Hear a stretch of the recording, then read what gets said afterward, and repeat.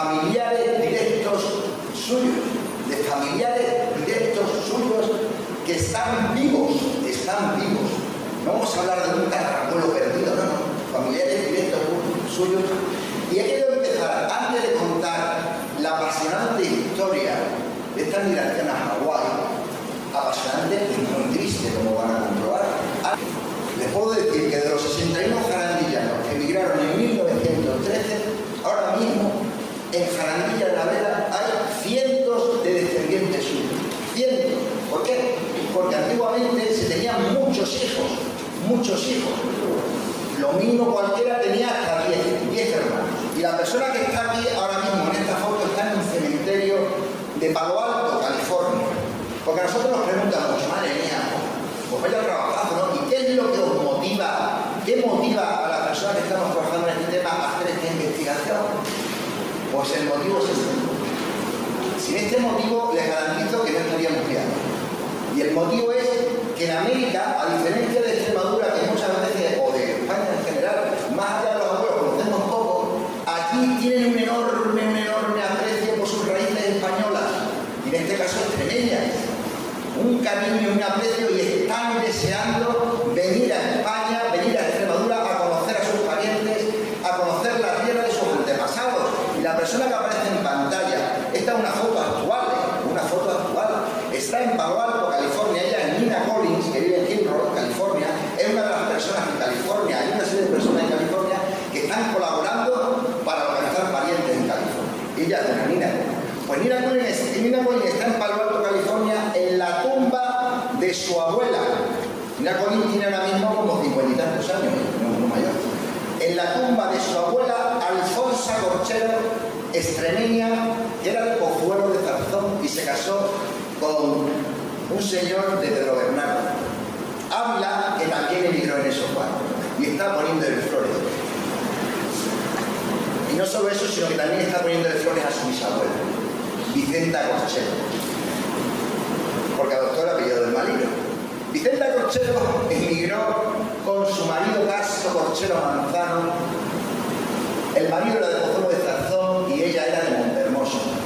Se llamaba Vicenta Rivera Lorenzo y adoptó el apellido. Y aquí está poniéndole flores a su bisabuela, porque sabe perfectamente que si ellos no se hubieran subido en esos barcos, Nina Collins no existiría. Pero es que encima, dentro de esta migración, se habla de personas invisibles, ¿no?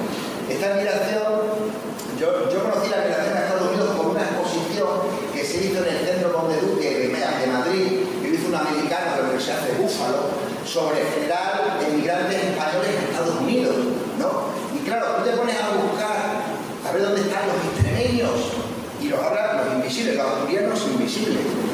Ustedes imagínense dos ancianos sentados en la picota que está ahí al lado de la ermita de la Virgen de Soletrán, y en un enero de 1913 vamos a hacer un viaje al pasado. Imagínense que debían pasar unos señores trajeados con pinta de extranjeros, y estos señores que hacen aquí en Jarandilla, pensarían, ¿no? Y llevaban estos carteles, emigrantes a Hawái.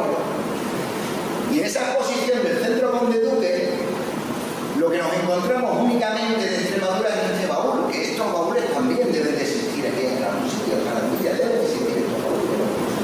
¿Entiendes? Que pertenecía a este baúl a unos emigrantes de Madroñera, que volvieron y en el Mesón La Gloria de Trujillo montaron allí un negocio.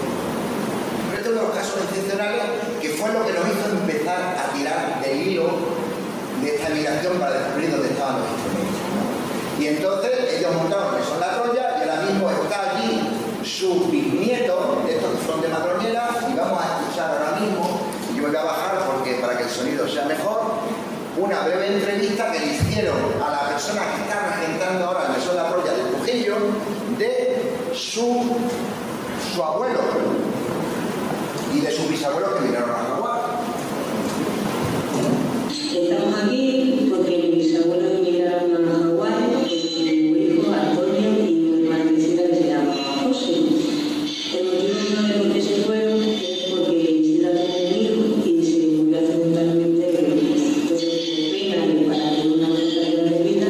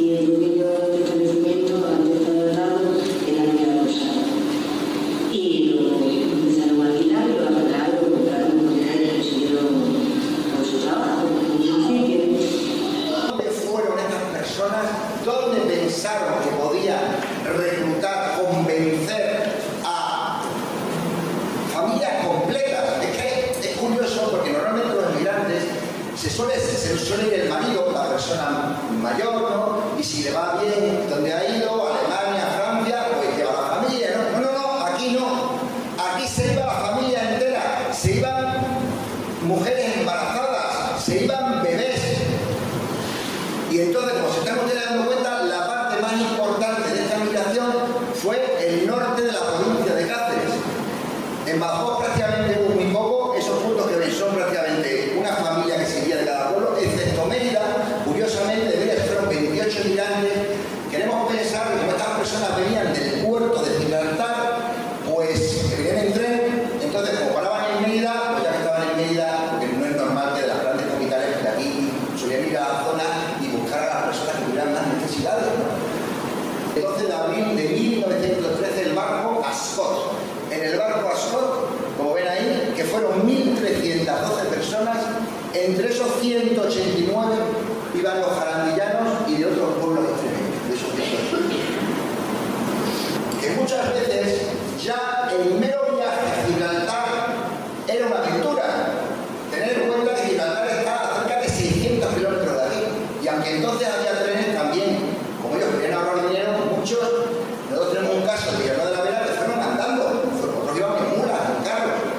Y no penséis que esto era llegar aquí al puerto de Gibraltar y ya me monto en el barco. No. Estos barcos a lo mejor había personas que se pasaban un año entero en Gibraltar, sobreviviendo como podían hasta que cogieron los barcos. Y ahí lo tenían todo. Porque es que también estos barcos no eran barcos de pasajeros, eran cargueros. Concretamente el barco llevaba una carga de carbón. Entonces todas estas personas se iban a las bodegas y fijaos las evidencias que había allí. Fijaos, ¿no? O sea, ahora lo veréis a continuación, meterte un viaje de 2 meses en un barco con un bebé, eso era una auténtica ruleta rusa. Y efectivamente muchos murieron y lo agarraron por la puerta, ¿no? Y aquí es donde viajaron los 61 jarandillanos hacia Hawái, que lo cogieron en el puerto de Gibraltar. Y claro, a ver, iban en dirección al puerto de Honolulu, pero es que deben tener en cuenta que ellos, para montar aquí en el barco, primero, para empezar, les apuntaban allí, que eran todos ingleses, los nombres de qué pueblo eran, y yo me encontré, claro, eran ingleses, imaginen también el acento extremeño del año 1913, ¿no?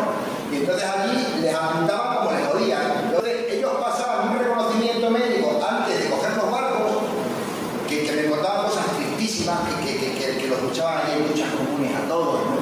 Me contaban cosas allí desde América, prácticamente como los campos nazis, ¿no? Allí todos allí desnudos luchándolos, ¿no? Antes de un reconocimiento médico. Y cuando llegaban a las islas Hawái, no se crean que ya se bajaban aquí en el puerto de Honolulu como si fueran de paseo. No. Ellos iban a unas islas de cuarentena, a hacer una cuarentena, y les hacían un reconocimiento médico. Y entonces no iban al puerto de Honolulu, iban a islas para la cuarentena, que en esas islas no había puerto, y los bajaban pues como podían. Allí había una grúa, los barcos no podían acercarse a la costa, que eran rocosas, y lo bajaban por los. Y aquí es donde viajaron los 61 jarandillanos hacia Hawái, que lo cogieron en el puerto de Gibraltar.